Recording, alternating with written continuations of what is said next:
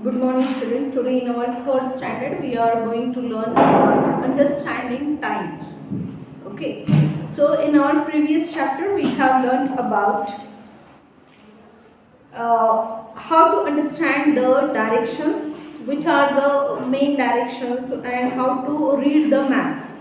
Okay. So today we are going to learn about understanding the time, how we understand the time, or how we should use, or what are the equipments that are used for calculating the time. Okay, let us see that. Time has three parts. What has gone by is the past. What is going on now is the present. What is yet to come is the future. Today is Monday. The word today shows the present time. Tomorrow is my birthday. The word tomorrow shows the future. Yesterday, Granny told me a story. The word yesterday shows the past. Time can be understood using means such as calendars, school timetables, etc. Time को हम कैसे calculate करते हैं? Time के बारे में जब हम बात करते हैं तो हम क्या कहते हैं? आज, कल, today, tomorrow, yesterday, day before yesterday, 1 month ago, 1 year ago, or 2 days before, before 1 week, after 1 week, after 1 month, like this. तो टाइम कैलकुलेट करने के लिए हम एक तो आवर्स यूज़ करते हैं, मिनट्स यूज़ करते हैं, उसके साथ साथ फिर हम वीक यूज़ करते हैं, वीक के बाद फिर मंथ होता है, मंथ के बाद फिर ईयर्स आते हैं। तो इस तरह से, और हम मंथ है, वीक है, डे है, ये हम कैसे कैलकुलेट करते हैं? With the help of calendar. Calendar की हेल्प से हम उसको समझ सकते हैं। वीक है, मंथ है या डे है, जो कुछ भी है हम वो कहाँ पर देखते हैं? कैलेंडर में। कैलेंडर भी अलग अलग टाइप के होते हैं। इंडिया में जो हम कैलेंडर यूज़ करते हैं वो एक है ग्रेगोरियन कैलेंडर, और दूसरा होता है लूनार मंथ का कैलेंडर, लूनार कैलेंडर। जो ग्रेगोरियन कैलेंडर जो है वो सोलार मूवमेंट पर डिपेंड है, मतलब सन का जो मूवमेंट होती है उसके ऊपर वो डिपेंडेंट है, और लूनार जो है वो मून की मूवमेंट पर डिपेंडेंट होता है। ठीक है, तो हम कैलेंडर्स यूज़ करते हैं, स्कूल टाइम टेबल्स यूज़ करते हैं। For which purpose do we use a calendar? Calendar हम किस लिए यूज़ करते हैं? डेट और डे देखने के लिए। When and why do you turn the page of the calendar? एक मंथ पूरा हो गया कि हम मंथ पूरा होने के बाद हम उसको क्या करते हैं? पेज टर्न कर देते हैं। तो एक मंथ पूरा हो गया, फिर नेक्स्ट मंथ आता है, नेक्स्ट मंथ पूरा हुआ, उसका नेक्स्ट आता है। इस तरह से मंथली एक कैलेंडर का एक जो पेज होता है वो 1 मंथ को इंडिकेट करता है। When and why do you turn the page of a calendar? When month is over, we turn the page to see the next month. What do the numbers in the calendar tell us?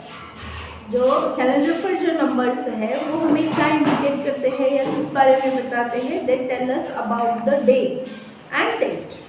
हमें day और date पता चलती है उस पर से, साथ ही साथ मंथ का भी पता चलता है। Next point here they have given, do you know? कुछ पॉइंट्स यहाँ पर दिए हैं सोचने के लिए या फिर समझने के लिए। A statue, coins, shards of pottery. ये देखो यहाँ पर कुछ ये दिखाए हुए हैं कि ये क्या है? ये हिस्टोरिकल ये क्या कहेंगे इसको? हिस्टोरिकल इक्विपमेंट्स हैं या ओल्डन टाइम में पाए जाने वाले कुछ थिंग्स है जो पहले ज़माने में, पुराने ज़माने में ये थे। मतलब जैसे कि अभी स्टैचू है तो किस ज़माने में किस टाइप का स्टैचू बनता था। फिर कॉइन्स है, अलग अलग ज़माने में अलग अलग कॉइन्स यूज़ होते थे। उसके साथ साथ शार्ड्स ऑफ पॉटरी, और पॉटरी मतलब जैसे पहले अर्दन पॉट्स बनाए जाते थे। पहले कोई मेटल का इन्वेंशन नहीं हुआ था तो अर्दन पॉट्स बनाए जाते थे, और अर्दन पॉट्स जो हिस्ट्री के मतलब पुराने ज़माने के जो अर्दन पॉट्स संभाल कर रखे हैं वो कभी टूट भी जाते हैं, या कुछ पॉट्स हमें जैसे कि वैसे कंप्लीट पॉट नहीं मिलते, उसमें से कुछ एक टुकड़े उसके मिल जाते हैं, so that is called as shards of earthen pots. It is important to understand time for studying history. Time को समझना क्यों जरूरी है? ताकि हम हिस्ट्री को समझ सकें. Sometimes old statues, coins, shards of pottery, etc. are found while digging the foundation of a building. These things are studied carefully. Through these studies, we come to know about the period of time to which they belong. So we see that it is important. History समझने के लिए time को समझना जरूरी है, और time समझने के लिए बहुत बार क्या होता है कि जैसे भी कोई नया घर बना रहे हैं तो ऐसे जगह पर कहीं कहीं पुराने ज़माने की चीज़ें मिल जाती है, तो उसके ऊपर से हमें पता चलता है कि कौन से ज़माने में कौन सी चीज़ें यूज़ होती हैं. उन चीज़ों पर कुछ ना कुछ ऐसे मार्क होते हैं जो हमें उस टाइम को इंडिकेट करते हैं और उस टाइम के बारे में बताते हैं. These things are studied carefully. Through these studies we come to know about the period of time to which they belong. तो इस तरह से हमें इन चीज़ों से, स्टैचू है या फिर कॉइन्स है या शार्ड्स ऑफ पॉटरी है, इन सबसे हमें ये पता चलता है. Use your brain power. Today's newspaper becomes old tomorrow, but if we cannot remember a particular fact, we search through old newspaper to find information we need. This means that today's newspaper will tomorrow become an important means of getting to know history. आज जो newspaper होता है वो fresh newspaper होता है. वही newspaper कल देखो तो उसमें कल के न्यूज़ होते हैं, आज का कुछ नहीं होता, इसीलिए वो बेकार हो जाता है. लेकिन हम उसको बेकार भी नहीं कह सकते. लेकिन उसके बारे में अगर हमें कोई पास्ट की इवेंट, मतलब कल अगर कोई सपोज कहीं पर कुछ प्रोग्राम हुआ था, तुम्हें उसके बारे में जानना है, और अगर तुमने न्यूज़पेपर पढ़ा तो तुम्हें उस प्रोग्राम के बारे में या वो जो भी इवेंट थी उसके बारे में सारी बातें तुम्हें वहाँ से पता चल सकती हैं. Understand? In this way we see that these things, the old things, they are very important. पुरानी जो भी चीज़ें हैं वो भी बहुत इम्पोर्टेंट है. इसलिए इम्पोर्टेंट है क्योंकि हमें उससे हिस्ट्री के बारे में पता चलता है, या हमें उससे कल के बारे में, पास्ट के बारे में पता चलता है. Then next, can you tell how do we measure time? ये हो गया डेज के बारे में, हिस्ट्री, स्पेसिफिक टाइम पीरियड के बारे में. तो हम टाइम कैसे मेजर करते हैं? जनरली नाउ डेज, आजकल टाइम मेजर करने के लिए हमारे पास वॉचेस है, क्लॉक्स है, डिजिटल वॉच है, मोबाइल फ़ोन से है, सेलुलर फ़ोन से है, जिससे हम टाइम को आइडेंटिफाई कर सकते हैं. लेकिन पहले ज़माने में वॉच का इन्वेंशन जब नहीं हुआ था तब लोग टाइम कैसे पता करते थे? To understand time, we divide it into seconds, minutes, hours, day and night, fortnight, month, year. In this way, time can be measured. Water clocks and the calendar are instruments of measuring time. फिर time को major करने के लिए सबसे छोटा part कौन सा है टाइम का? वो है सेकेंड्स. फिर 60 सेकेंड का 1 मिनट बनता है, 60 मिनट्स का 1 आवर बनता है, 24 आवर्स का 1 डे बनता है.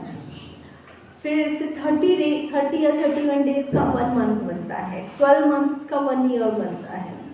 तो इस तरह से ये जो टाइम मेजरमेंट है वो चलते रहता है. Minutes, seconds, minutes, hours, days, weeks, months and then year.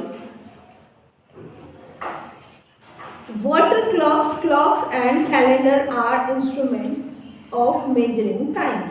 कौन से हैं? वाटर क्लॉक मतलब क्या करते थे? एक मेटल का ये रहता था, मेटल का एक वेसल लेते थे, उसमें बहुत फाइन सा एक होल कर देते थे, और एक बड़े से पतीले में वाटर लेके उसमें वो फाइन सा होल वाला जो ये रहता था, एक वेसल होता था, उसको रख देते थे. तो वो होल की वजह से धीरे धीरे उसमें पानी जो है वो बढ़ने लगता था, अंदर चला जाता था, और जैसे वो बाउल पूरा भर जाता था वो पूरा नीचे चला जाता था। तो इस तरह से उसको टाइम मेजर करने के लिए, मतलब 1 आवर 2 आवर्स से मेजर करने के लिए ये वाला टाइमिंग वाटर क्लॉक जो है वो सबसे पहले ये वाला वाटर क्लॉक यूज़ किया जाता था। फिर उसके बाद सैंड का वाटर क्लॉक आ गया।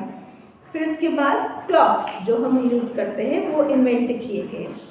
Do you know in the 14th century the hourglass came into use in Europe. It consisted of 2 connected glass vessels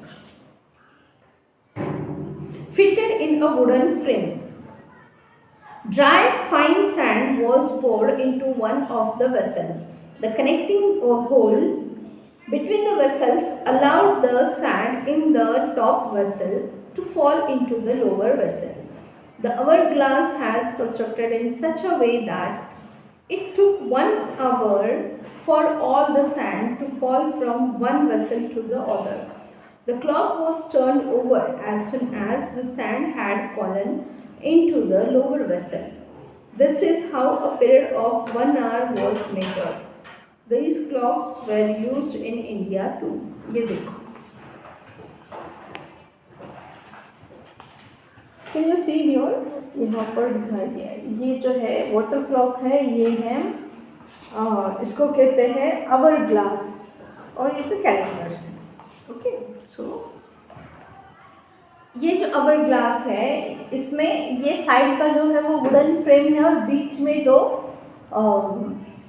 glass के वेसल्स हैं जो एक के ऊपर एक है, और इन दोनों के बीच में कनेक्टेड होते हैं वो, और एक बिल्कुल फाइन सा वहाँ पर एक होल होता है। तो उसमें ड्राई सैंड भरी हुई होती है, बिल्कुल सूखी हुई सैंड, क्या कहते हैं उसको, रेती कहते हैं, रेती या सैंड, सैंड तो सबको पता है। तो वो भर देते हैं। फिर जैसे उसमें भरते हैं तो धीरे धीरे वो नीचे के वेसल में गिरना शुरू हो जाती है। तो उतना सैंड इतनी होती है कि उतना पूरा गिरने में उसको कंप्लीट 1 आवर लग जाता है। तो इस तरह से ये आवर ग्लास था जो कि पहले ज़माने में यूज़ किया जाता है। Okay, again there are many points, remaining points will see in our tomorrow's video. Okay, so let's meet tomorrow.